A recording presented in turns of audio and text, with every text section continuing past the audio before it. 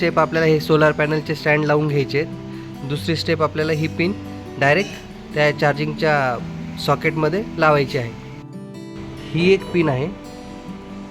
ही आपला जो पाठीवरचा पंपाचा charging socket असतो त्याला आपण कनेक्ट करणार आहे चार्जिंग करायसाठी. दाखवतो मी लगेच. हे जे चार्जिंग सॉकेट आहे हे बघा इथे, हे बॅटरी पंपाला असतं.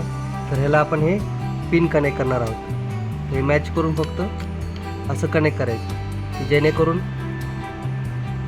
हे जी चार्जिंग चालू होऊन जाईल सोलरची.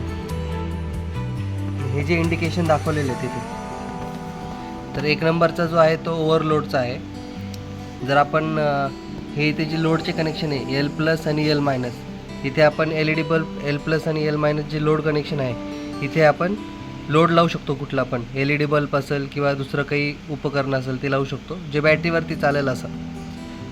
जर ते ओव्हरलोड झालं तर इथे आपण लाईट लागतो असा. बॅटरी जर लो असेल तर इथे लाल कलरचा लाईट लागतो. आणि जेव्हा सोलारची चार्जिंग चालू असेल तेव्हा इथे हिरवा लाईट लागतो 1 नंबरच्या ह्याच्यामध्ये खालच्या ह्याच्यात. या प्रकारे आपल्याला इंडिकेशन पण इथे येते. यामध्ये प्रोटेक्शन बाकी सगळेच आहे इनबिल्टच. एक्स्ट्रा काही कनेक्शन करायची गरज नाही. पहिली स्टेप आपल्याला हे सोलार पॅनलचे स्टँड लावून घ्यायचे आहेत. दुसरी स्टेप आपल्याला ही पिन डायरेक्ट त्या चार्जिंगच्या सॉकेटमध्ये लावायची आहे. एवढंच सोपं प्रकारे आपण हे इन्स्टॉलेशन करू शकतो.